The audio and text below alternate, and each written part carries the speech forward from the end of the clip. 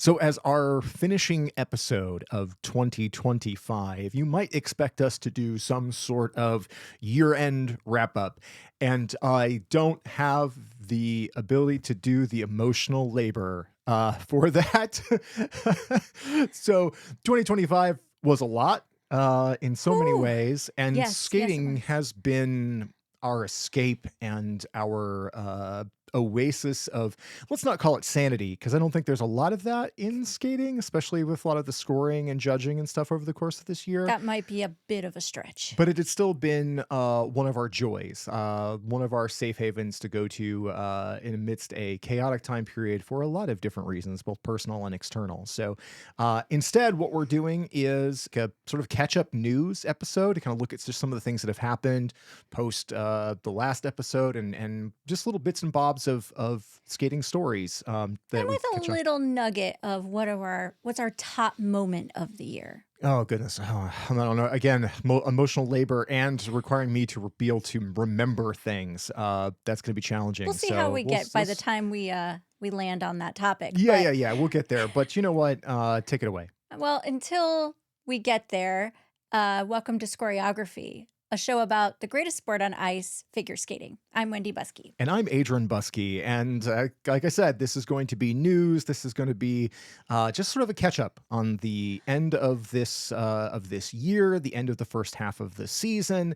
We're going to be rolling right into U.S. nationals, Canadian nationals, and then like the real big championships beyond the Grand Prix final coming into this next year. Of course, Yeah. the Olympics. And also, I want to mention right off the bat, like you and I are going to be at US Nationals this year. Yeah, so we are based out of St. Louis, and that is where U.S. Nationals is taking place. And so we will be there for all the events this year. So if you will be at U.S. Nationals and you're a listener of the show, now we're a little bit more identifiable than we were Just a little bit. previously. So if you're going to be at the event, let us know in the comments, but we'd love to chat with you and meet you at the event. I'm pretty sure there's going to be a number of other people in the podcast, content creator, video creator space. I know Haley from FS Skating Stand is going to be there, which we're excited to see her. And yeah, just really lit for that. It was really interesting. We were driving into St. Louis this weekend. We had to make an IKEA run, and then the Like next you day do. had to make another IKEA run because, of course, things were broken and we had to go back and get pieces. You know, that's the experience.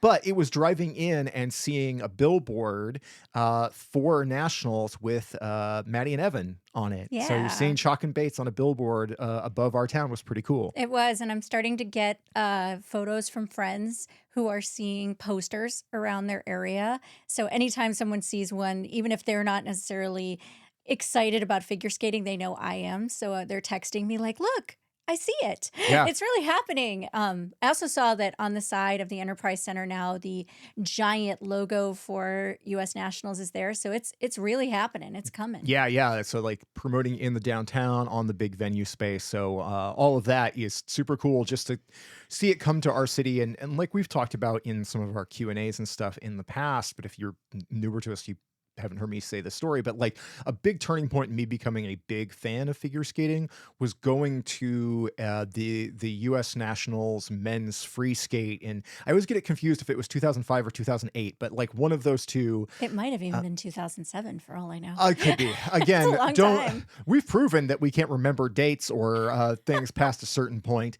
But it was the year that Johnny Weir won over Evan Lysacek One and of them, yeah. Matt Slavoy. Yeah. And I think Michael Weiss was in fourth. But it was an outstanding competition. And it was my first time seeing skating live, and it really was thrilling. And that was like the where I went from being a casual watcher alongside of you to being a fan of figure skating. So going back to that same arena and getting to see a different name on the arena now, but like, you know how those things work. I think there's been at least 3 names since then. Something like that, yeah.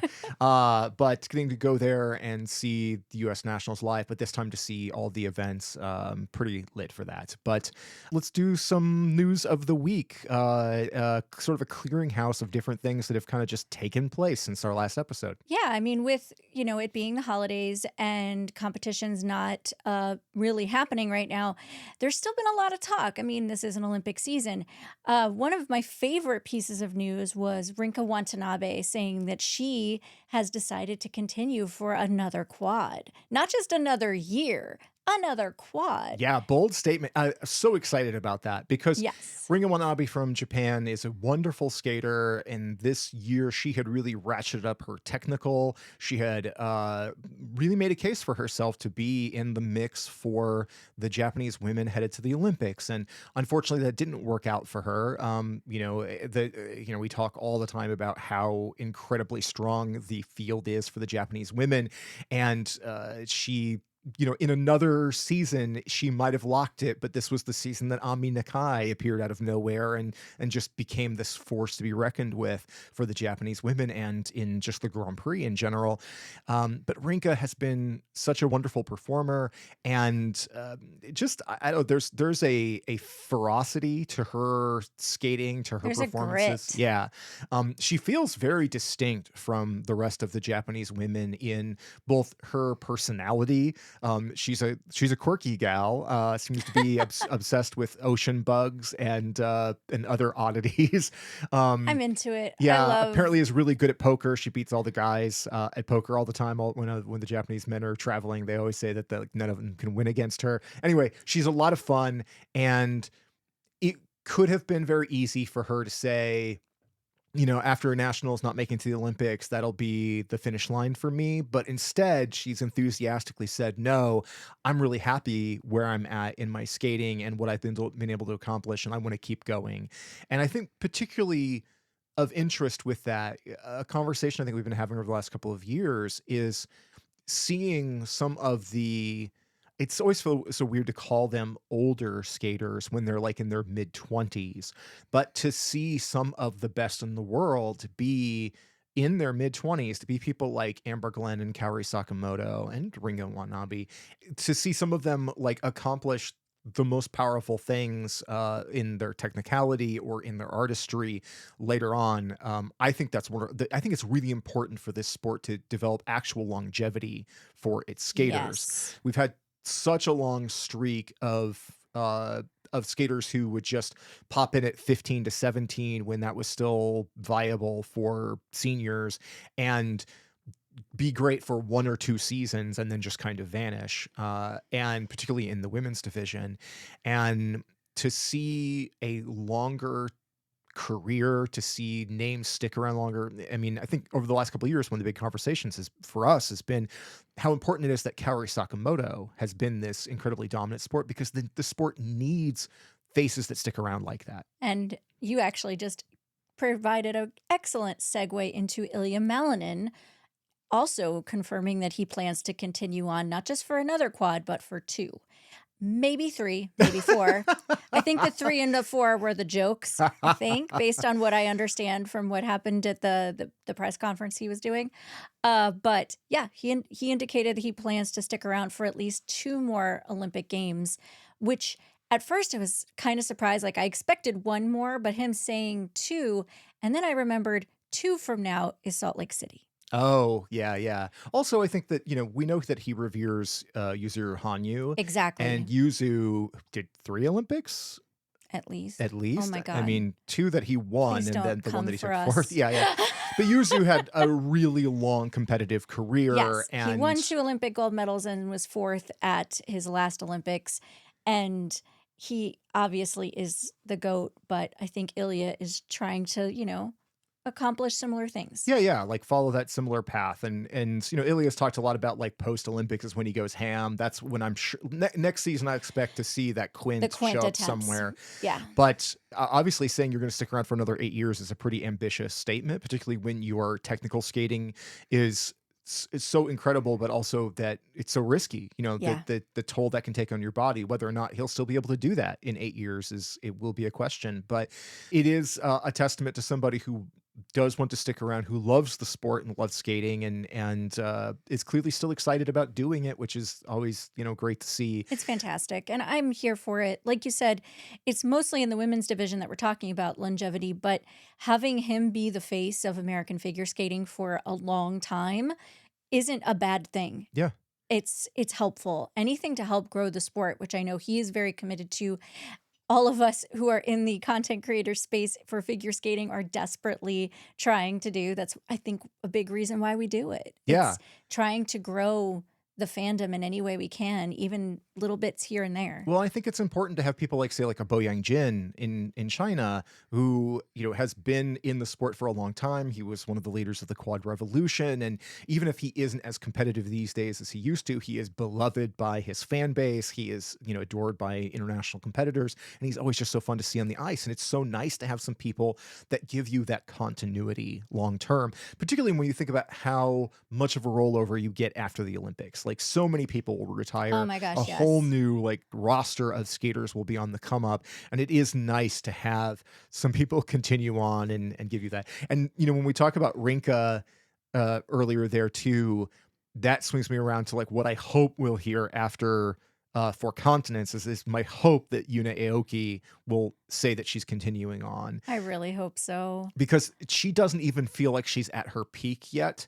And for a skater who had been not really all that notable a couple of years ago, and now has become kind of a crowd and fan favorite, and is just one of, if not the most luxurious artistic skaters in the sport, I'm just desperate for her to stick around. So I'm hoping that like Rinka's announcement there kind of gives Fuels that fire. yeah, exactly. Get Yuna to stick around. That would be Let's really hope. nice.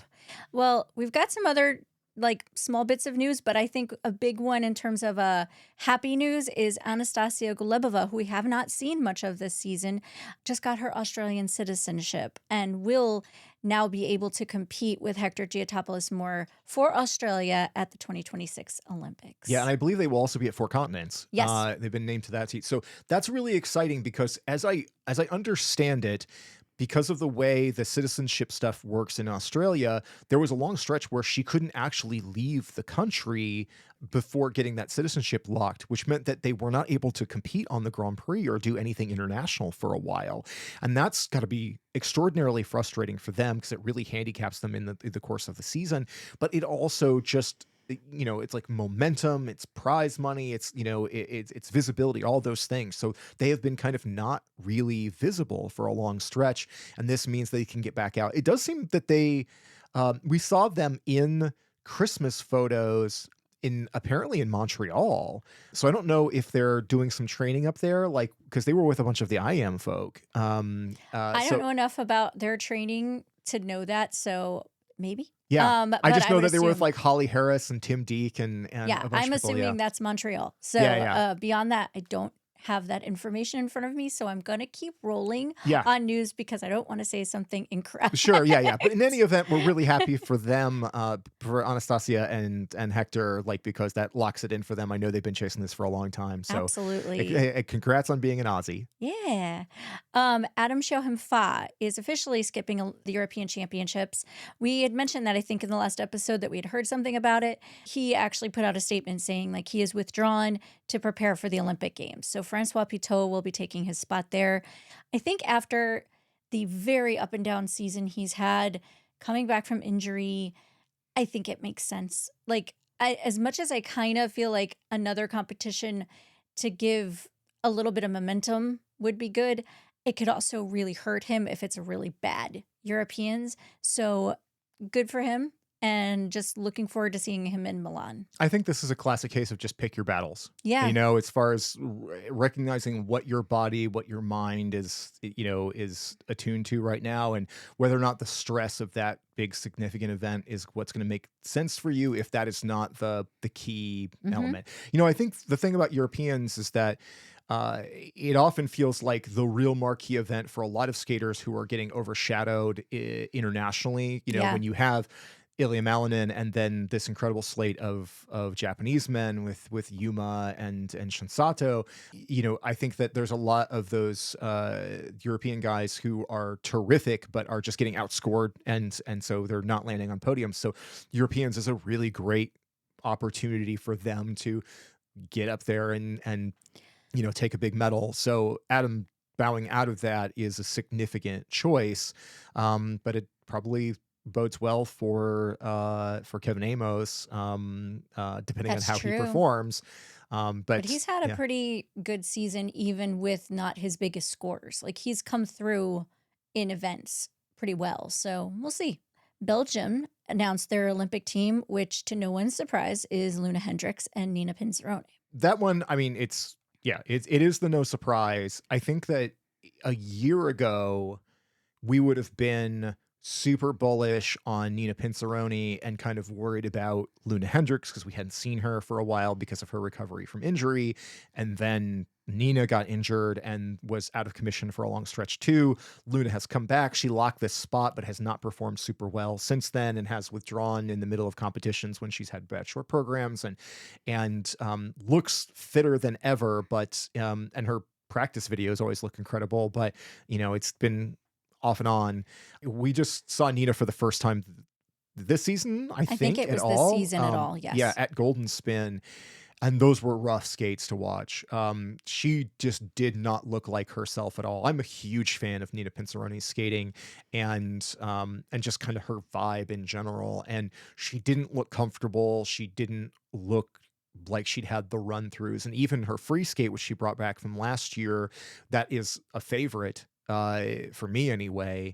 It didn't look like the same skater or the same program. So I gotta hope that both of these women are able to kind of piece themselves back together and get into the type of condition. And I don't mean that as necessarily physical condition, but like the mental space Yeah, and it's and definitely the the mental side of yeah, things. to make it work.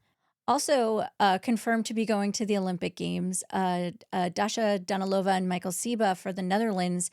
They had a bit of a scare whenever the Netherlands announced their minimums were not being met to make them eligible. Yeah, and it was not the same minimums that are the international minimums for the ISU. They put Yes, some new arbitrary higher score that they had not been able to meet. it was definitely unclear and certainly seemed super unfair since they had locked that spot at Worlds.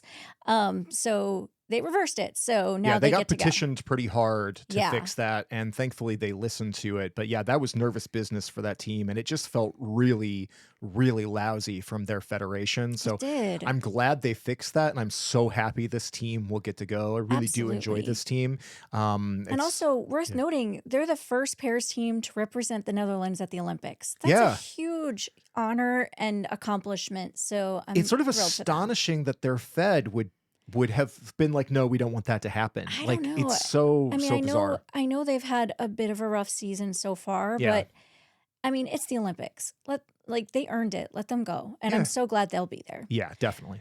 Those who will not be there, and I feel like may not be anymore in terms of competition, are Lucrezia Beccari and Matteo Guarise.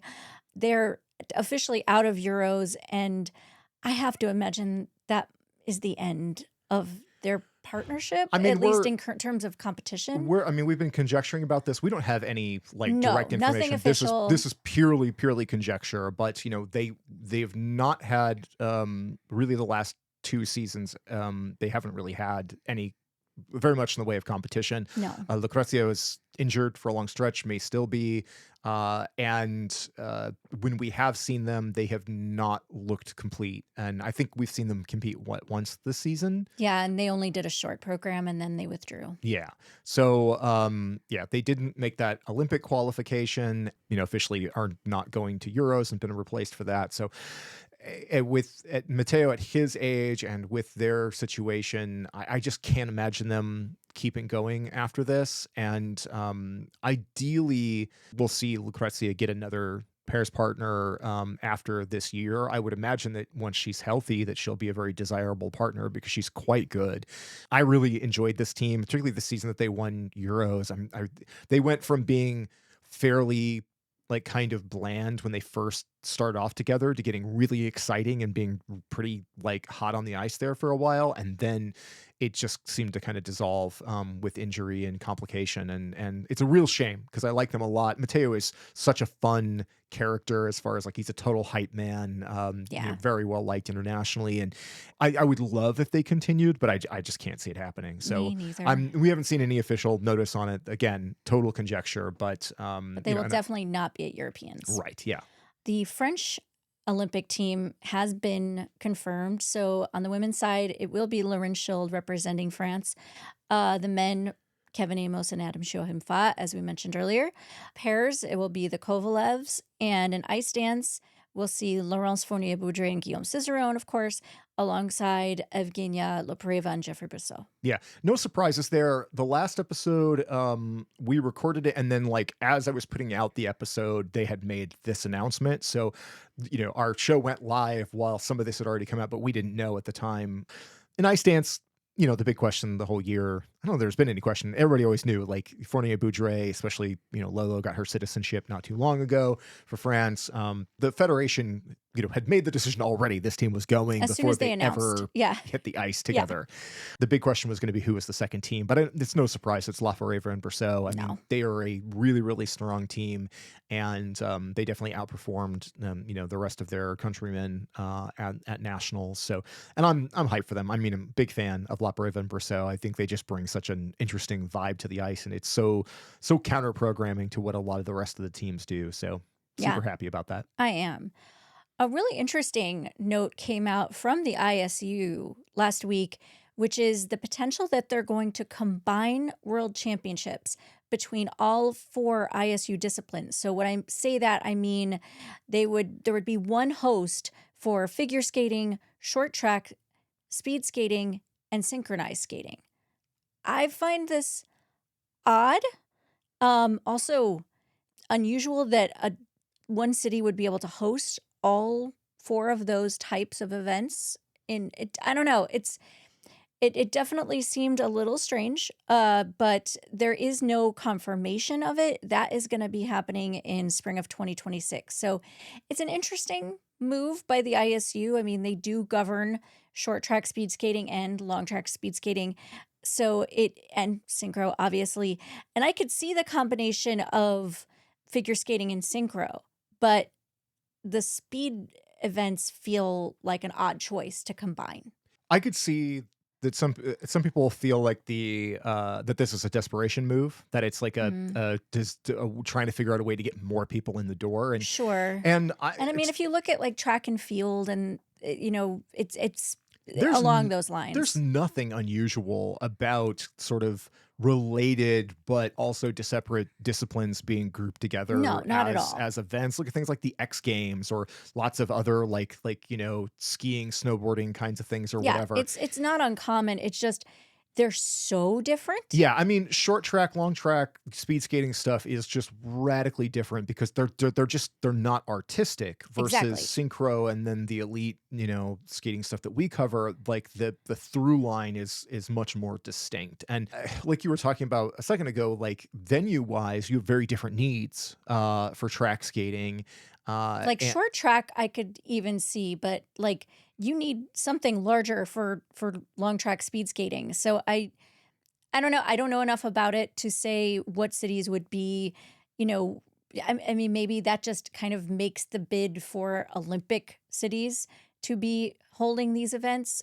It just feels like you're limiting where this can go. the thing I just wonder is if they're starting to find a struggle of where to place events in Yeah. some countries because we look at here in the states and we've got venues all over I mean the United States is huge, it's a big country, and yet like we had 2 years in a row in Allen, Texas at a really nice but relatively small venue, For Skate and America, yeah. for Skate America, and then it was at Lake Placid this year, which is a beautiful place but very out of the way, and it was just that question of like, why are we going to these places? Why are we not in more major metropolitan areas? Why are we not in bigger venues? Why are we not filling major venues? Because we're just not seeing those turnouts. And if this is a move to try to just get more people in, to be more attractive to bigger cities, to offer more tourism dollars or whatever it is. I mean, from a strategic standpoint, I can recognize the game being played there. Like as a figure skating fan, I don't care at all about short track, long track speed skating. Like it's just, I don't know. Yeah. And with no offense intended to our skating fans who also love the F1 or NASCAR or whatever stuff. Anything fast you're not interested in. Oh, it's not fast. It's anything that's drive in circle or run in circle. Like it's track Yeah. and field too. Like it's just not fundamentally interesting to me. I don't find it very What did compelling. you say earlier about You don't like anything that goes in circles or is one basket to the other. Yeah, yeah, one goal to the other. Yeah, like that just structurally, I'm not all that intrigued by sports that are either go circle fast or run back and forth between goal. Like they're just not that particular, they're just not that Which interesting to covers me. a lot of Well, sports. of course. I mean, basketball, soccer, or, football Football, outside of in this country, but also American American football football. and hockey are all essentially the same sport with just different accoutrements layered on top of them. Oof. Sorry, Um, I'm just like hearing all of the fans of each of those sports they're being all like, very angry at me now. "Ah!" How dare you say that basketball and hockey and soccer are all the same thing? But I'm like, they're all essentially, they're all playground sports evolved to a much higher level. Understand, dear listeners, that this is actually why so many of our friends were shook when they found out we were doing any kind of sports podcast, because I am the person who wanted to be a sports journalist in college. Adrian and sports ball, not so much. Not really.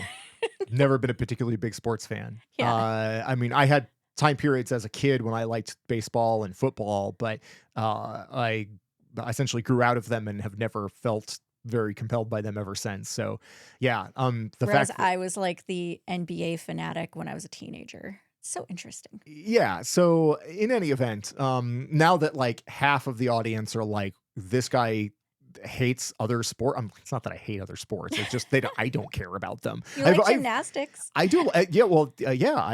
I was a gymnastics fan way ahead of being a figure skating fan. Mhm. Again, I've always liked things that have had some level of artistry attached to them, and just aren't in that same kind of film. I also just like I'm not particularly drawn to team sports. Yeah. I like individual achievement sports, and but I do like the team aspect of like whether it's World Team Trophy You like or the camaraderie. I love the camaraderie. I really dislike tribalism.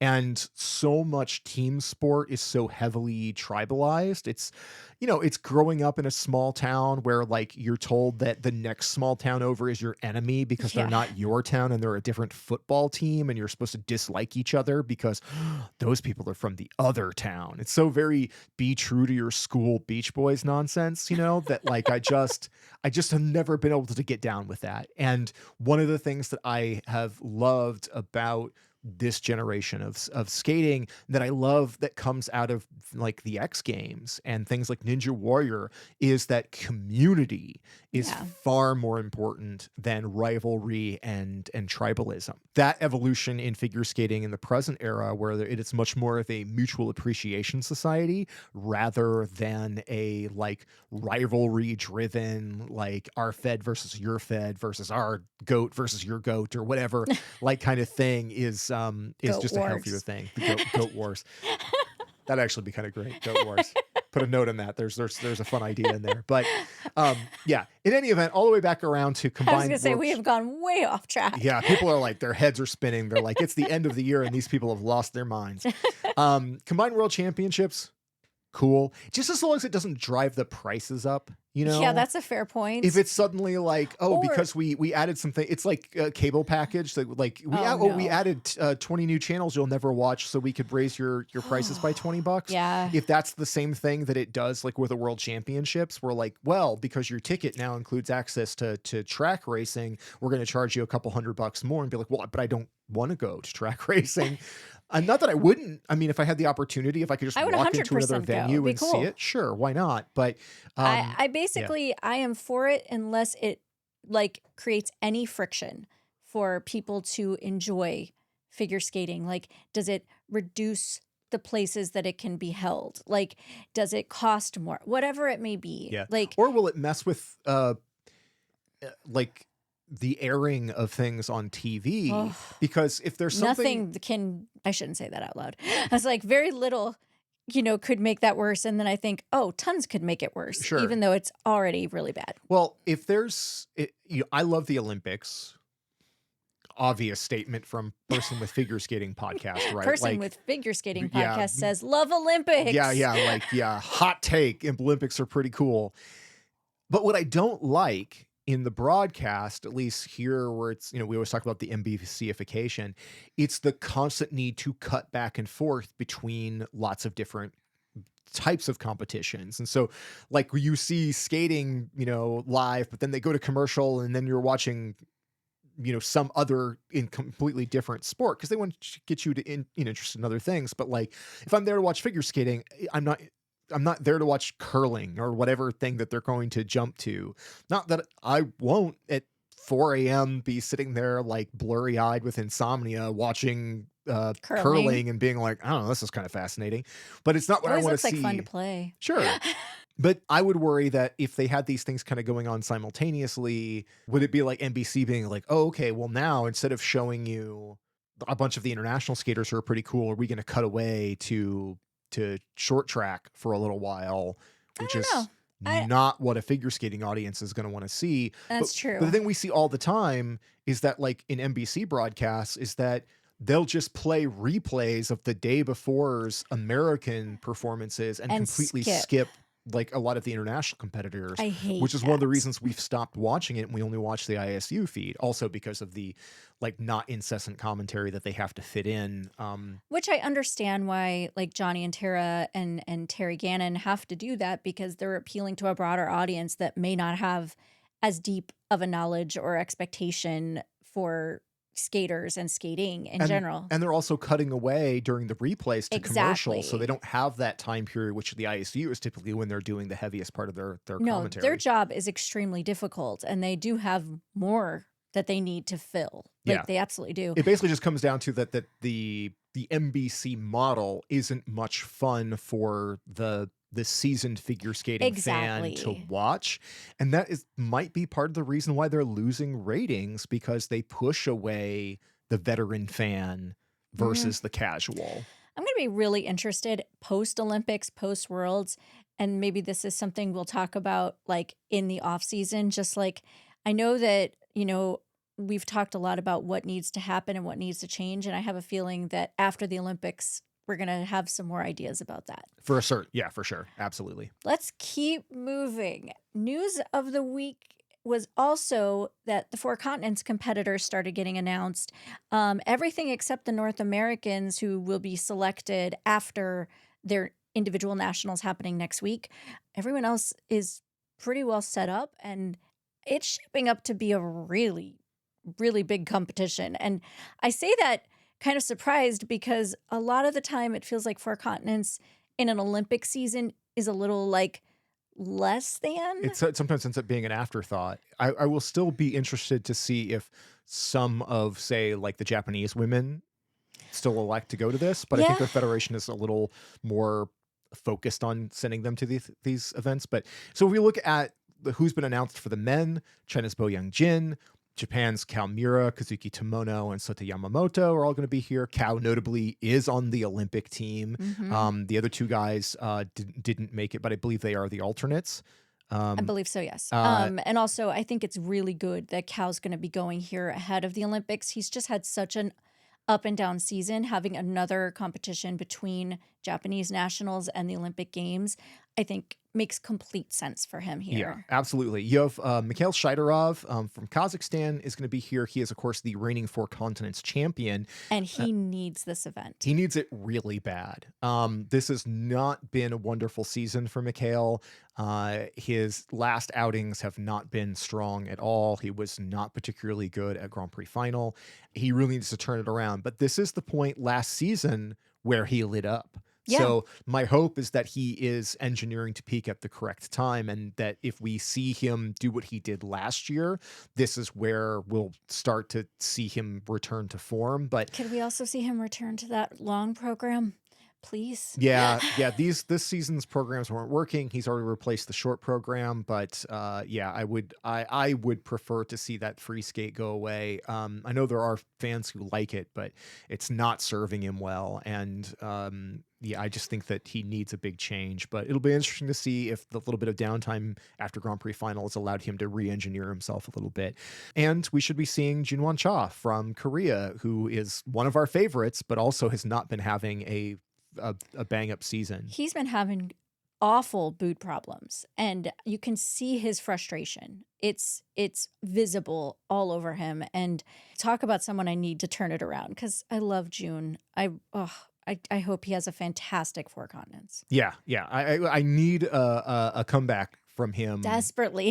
because Jun is just such a wonderful performer, and yeah, it's been a shame to not see it. And the fact that it's like so much of it is just driven by boot problems, and we know a lot of skaters have had those issues. I mean, like Jason Jason Brown Brown has had last those year. issues. I mean, Alyssa Liu was having problems with that early in the season as well. Like it's plagued quite a number of people, or in some cases, like Nikolai Memela getting his skates stolen Oh my gosh. before Italian nationals, and so him not having to withdraw, like I feel he was also maybe injured as well, but yeah, literally has his boots stolen. So, boot problems being something that knocks people out of this is a pretty unique aspect of this sport. It Uh, makes me think of the story in Nathan Chen's book where he starts talking about that he was having boot issues at the at the Olympics, Olympics that he won, but it was like a free for all, like getting that all fixed before his skates. well, he had the fortune of Raf, his coach, actually being essentially like a boot technician who could rebuild them,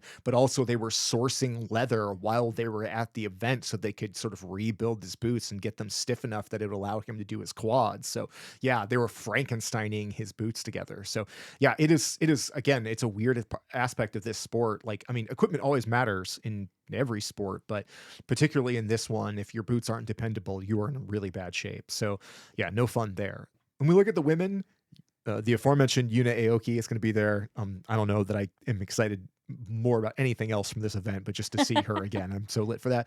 Mona Chiba and Ami Nakai, who are on the Japanese Olympic team, will also be at this event. We should be seeing Sofia Samaldokina from Kazakhstan, which is exciting. When we saw her at Golden Spin, she was very obviously sick with a respiratory infection, so hopefully she will be healthy and in better shape. Cheon Kim from Korea will be here. Cheon is, again, one of my favorites. I say this 17 times an episode, one of my favorite skaters.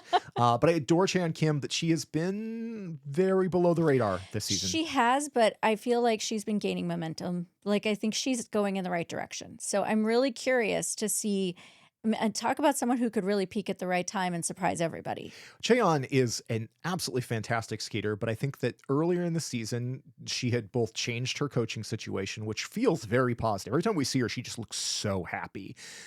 But I think she was kind of bouncing back from some kind of Yeah, injury as she well. So was. she hasn't been quite at full power. And if she comes out here looking like she did a season or so ago, she could really be like a candidate for an upset, but we just haven't seen her at that level. And then also from Korea, we have Hae Lee and Jia Shin, who are both capable of doing big things, especially Jia, like is one of those people who could take this whole thing if she has a good day. She hasn't looked as strong yet this season as we were expecting to in her senior debut, but she is an extremely talented skater, and I would expect Han to be a little more back in the pack, compared to some of these other skaters. But again, always capable of jumping up because she's a terrific performer. I would just expect her to be more of like a fifth placer Sure. in this kind of thing. No, that makes sense. In pairs, at the aforementioned Anastasia Glebova and Hector Giotopoulos Moore from Australia, Yuna Nagoka and Sumitara Moriguchi from Japan will be here, and Sui and Han are on the docket to be here. So I must admit that is where I am most curious. Yeah, so with Swain Han, we've really only seen them twice with their Internationally, internationally. Now we did just see their performances from Chinese nationals, which looked a lot better. much better. And the story with them has always been that like they kind of didn't seem like they had had enough run throughs at all before going into those Grand Prix event. The idea that they did not make the Grand Prix final is kind of crazy, but also we know that they shouldn't have even been on the podium at their first Grand Prix event because they weren't getting called correctly on some of their lifts, but they are now looking much closer to form to what we would expect.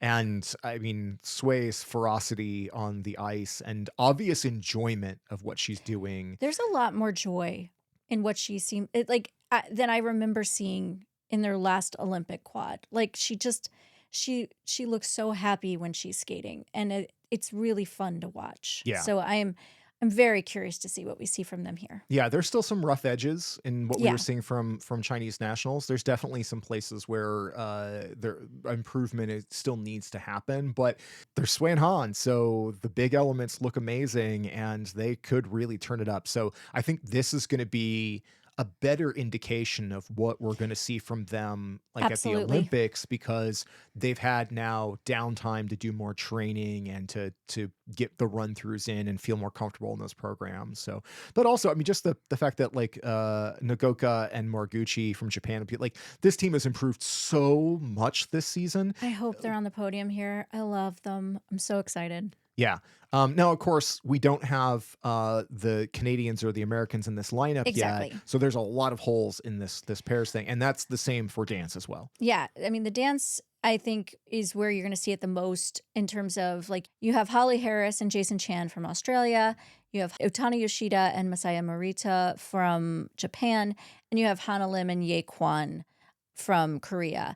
And note, we're only mentioning, like, the competitors who are, like, the most noteworthy, Sure. and likely to medal. There are a lot of competitors at 4 continents that Yeah, we yeah, have yeah. not mentioned in all of these Much like disciplines. Europeans, there'll be a ton of people. Yeah. So many. But these are So our more relevant, the ones that are going to come up more often. Yeah. exactly. So be prepared for long competitions on each of these categories.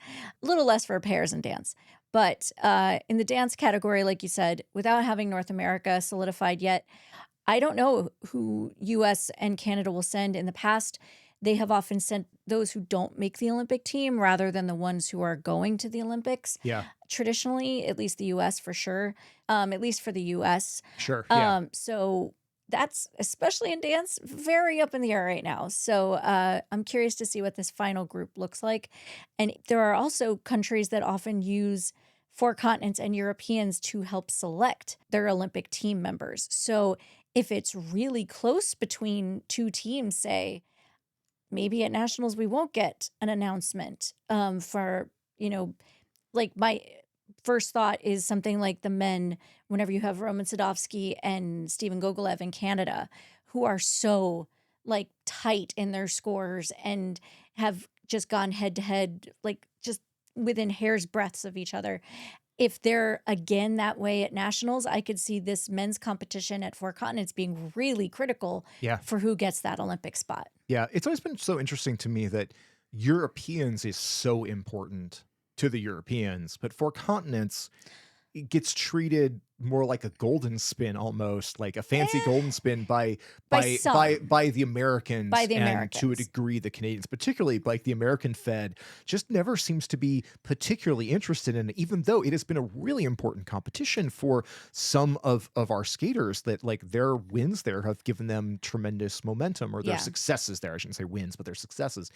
And I really like this competition overall, I though, do like too. much like Europeans, it is long, long days of skating with lots and Oh, lots yeah. of people. And after the joyful conciseness of the Grand Prix, these competitions can be a grind to get through. Oh, I've been thinking about it already, about how we're going to come out of being in person at US Nationals, have to catch up on Canadian Nationals, and then get ready because Europeans are right after that. And then 4 continents is right I feel after like I just that. need to start watching these like while I'm on the treadmill. Seriously, Yeah, we just so need to not figure just out so some it's not just exercise. yeah, so it's not just the couch time, because oh Yeah. my gosh, it's long, long days. It, And when we go to nationals, we're gonna be in person sitting in those chairs for long stretch. At least you can get up, stretch your legs, walk around a little bit. standing ovations, Yeah, things like yeah, that. exactly like that. Yeah, yeah, yeah. Get your stretches in while you do it. Yeah. Exactly.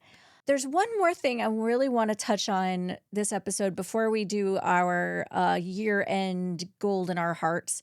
And that is an extremely kind message we received from a listener. Oh yeah. So we got first off, let me just say that in general, we've been so grateful for the listeners of this show, the commenters, the people who email or send messages and Instagram or wherever. Like, you're good and helpful in correcting us, but mostly you are very supportive, and that has been extraordinarily appreciated by us, because this show is a labor of love. Like, we're not backed by a media company or something like that or whatever. We're two people sitting in a room in our house talking about skating.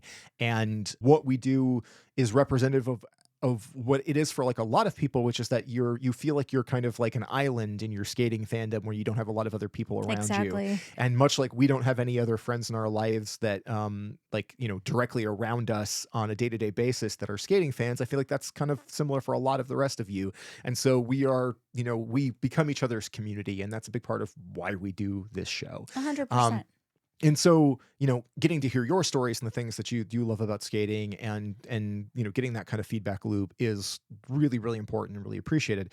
But we got a particularly special one in our email right before Christmas, which is that we got an email from a person named Caleb, who is a professor who I believe is just like finishing up his like MFA program, and just sent a really, really lovely message talking about how listening to our show have helped him deepen his figure skating fandom, and to embrace it and explore it as he was doing his MFA. I don't know if it's like a thesis or like he had to write a like In he a had to poetry a book, poetry book for his MFA in creative writing. and so had actually written a poem as part of this, that was called "The Middle of the Quadrennial," that explores experiences in his life at the same time, simultaneously, along with seeing live figure skating and being in several different interesting places in the world, including like the birthplace of Japanese figure skating. And it was a very touching message that we got from him, and On Christmas sharing. Eve, Yeah, on mind Christmas you. Eve. Yeah. Just really wonderful stuff. And just to hear from like an English professor, I was a English major in college. And so like I have an appreciation for my fellow, like, And you're a writer. and I'm a writer. Yeah. So again, it's, it was talking about earlier about, the artistic aspect of this sport and that being such an integral part of it that's so different from so many other sports. The way that it's woven, uh uh, technical physicality with storytelling, with musicality, with lyricism. And so that type of thing, inspiring somebody else's artistic expression and, writing poetry about that while weaving it into their own life experience. I think that's really fascinating. I think it's beautiful. Yeah. Like, And and it's really representative of what the sport can do. yeah, and so It's just reading that message from a listener, was just super impactful, really meaningful. It meant a ton to us. It really did. It Yeah. was really an incredible thing to receive as a gift on Christmas Eve. I really truly thank you, Caleb. It was lovely and it touched us both. Yeah, so that was, as one of the cappers for our year of doing this show, a really lovely one. So thank you to Caleb. Thank you to all of you who have Oh been my supportive gosh. of this Yes. journey, especially as we've made this shift into video. This has been a very new thing, And kind of for us. scary. Even though we've been podcasters in various ways for like over 10 years, making this jump into weekly video has been, its own set of challenges. And I think we intended to do a lot sooner, but for various challenges, Yeah. various reasons this year, it got heavily delayed. And jumping into it now has, it's been a new aspect of the journey. And your support for that part of it has been really great as well. So all the way around, just the capper of that is just a big thank you to everybody who has Massive been thank with you. us this season. Whether you've been with us for the 4 years we've been doing the show or joined us a few weeks ago as we went to video, either way, we're really happy you're here with us. Very, very much. Okay. I have given you enough time Enough time. to I had to contemplate. think about other stuff. I'm Well, ADHD. I can't think about two things at once. I can. I think about nine things at once, but then I don't know where I am. Squirrel. um, okay, so gold in our heart for the year. I'm it doesn't have to be all encompassing, just off the top of your head. Like I'll even start. Here, I'll start. I'll give you a little more time. My first thought is of Alyssa Liu winning at World Championships in Boston, just because it was such a surprise and such a incredible moment for everyone in that crowd. Just for the joy of that moment that it brought to us, to everyone who was watching, to everyone in the building. And honestly, I think my favorite part of that was just the moment between Alyssa and Cowrie. It's just, I don't know, it was touching and it made me cry. And it was just a very, very special moment for figure skating. Okay, so, because I'm a rule breaker, I'm gonna do several because I can't. I uh might have more, so go Okay, for it. Yeah. okay. I just some highlights off the top of my head Sure. from the season. Smart and Deke, taking 3rd in the free at Worlds. Heck yeah. Uh, their Dune performance at Worlds, was absolutely extraordinary. For me, kind of the defining moment of that ice dance event, just absolutely spectacular. Totally agree on Alyssa Liu. I mean, that I was screaming my head off in our living room while we were watching that event live. I could barely talk the next day. Me getting that hyped is relatively rare, but like, I mean, it was just such a thrilling, exciting moment, especially as an American fan. And I don't know that it would have mattered who it was. I was just Not like, I really, was just no. so hyped for that moment, just on, on that emotional train. I can only imagine what it was like for the people who were in the audience for it. Spectacular stuff. Big shout out to World Team Trophy because I love World Team Trophy. I know you're such like, a hype man for that event, and I know some people really hate A it. lot of people don't like it. It baffles me. World Team Trophy is so fun. It's so fun. It doesn't have to be that serious. I don't understand why some people dismiss it so much. Now, I do get that a lot of the skaters just feel like they're tired, and it's like That I 2 respect. weeks after Worlds, it is a rough thing after they've devoted their entire season to it. But to go and do one more competition that feels more Yeah. frivolous, except for good money on the line, but also I think that the best skates we saw of the season from Amber Glenn and Alyssa Liu happened at that event after Alyssa won Worlds, you know? So it was just terrific skating. I love the camaraderie. I love the silliness. I think that the event from like 2 years previous was maybe slightly even more fun, I but agree with that. but it was still a really good time. I have two more. I'm rambling on here. Can I insert Sure, yeah, one? you go Here, ahead. I'm just Yeah, gonna break it insert. up. Sure, yeah, yeah, yeah. Break it up. That makes I'm sense. gonna Yeah. give a shout to Kevin Amos winning Skate America. It might not have been the best performances ever. However, if there is someone who deserved to win a Skate America Yes, and yes. become an honorary American, Yeah. it is Kevin Amos. So Yes. kudos to him because I loved that. Yeah, well, after several seasons of just performing his best events at Skate America to finally come away with a gold medal from it, obviously meant a ton to him. And having been in a US audience for Kevin at a Skate America, knowing Yes. the feedback that he gets there and how wonderful it was, yeah, super excited for him. Yeah. Ami Nakai, getting her Grand Prix win out of her first one. Just incredible performances, just amazing. She was just such a thrilling performer at that event, just so compelling. And I think that really shook up the season, where it gave you that sense that like, oh, again, this is an Olympic season. Anything can happen, including a fresh out of junior skater coming in and blowing the roof off the place. And then the last one I'll mention is just Yuna Aoki's Japanese nationals performances. I know it was just a week ago. It doesn't matter. Doesn't matter. Absolutely phenomenal. I just love. I went back and watched those skates again, and they're just incredible. Just so good. Okay. I've got actually 3, and I'm gonna go quick. Okay. Yuma Kageyama's Turando, Oh, just it's perfection in my eyes. I love it. I wanna see it clean so badly. yeah, the most Olympic looking program. It's breathtaking. Ilya Malinin's Grand Prix final, like, It's my god, crazy. just Absolutely insane. my god. Absolutely incredible. But then also just to finish it up, it's Max Naumov's performance that he did at the Legacy on gala, Ice. Legacy on Ice gala, honoring those that were lost in the horrific tragedy that happened, that took his parents away, Yeah. which still makes me really choked up. It was one of the most moving things I've ever seen on ice, if not just ever. He was brave, he was incredible, and I hope so much that he is absolutely phenomenal at this year's national championships. I look forward to getting to see him.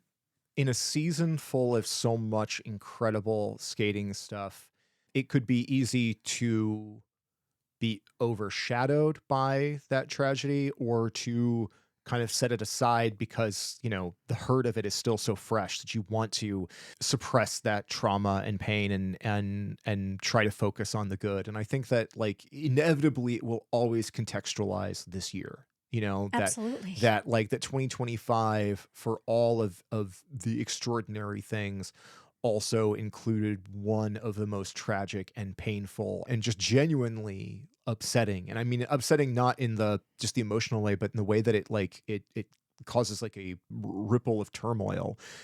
Because it didn't just affect figure skating because of the lives of figure skaters and their families and coaches that were lost in it. It was also a cultural impact thing here in the States and pointed out a number of other issues that have not been fixed.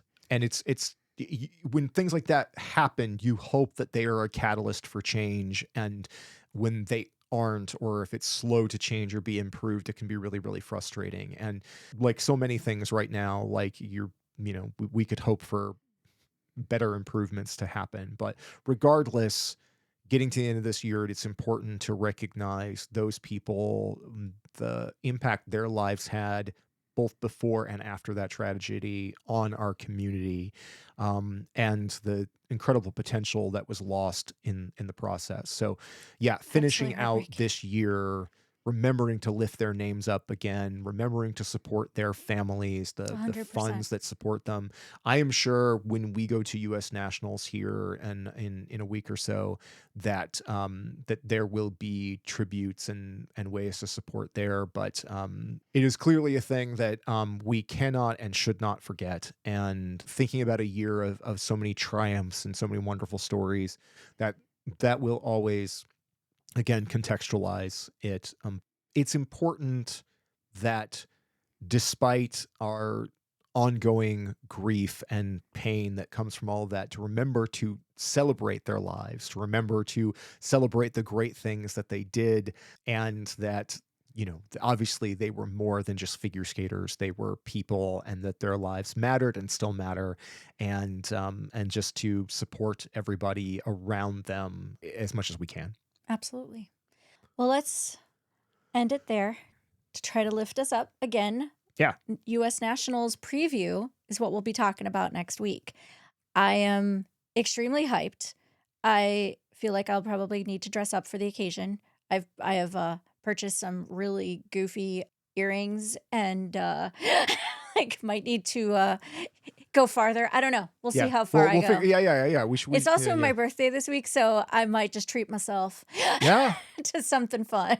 Yeah, yeah. So yeah, we got to look the part. So yeah, we'll have that coming. We also have another video project that when it launches will only be on YouTube as a video. It won't be a podcast. It'll be something very different. So we are working on that right now too. So that is coming. But yeah, for the regular scheduled listener stuff, what you should look forward to is that nationals thing. So again, to all of you, whatever holidays that you celebrate, we hope that you had wonderful ones. I hope that you are safe, well, taken care of, that you feel as loved as we do from our friends and family, but also from you, the community, who have been so supportive of us.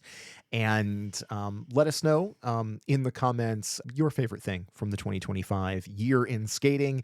And we will be back to talk to you again in that preview for US Nationals. And for Scoreography, I'm Adrian Buskey, And I'm Wendy Buskey. and we will talk to you next time. Bye.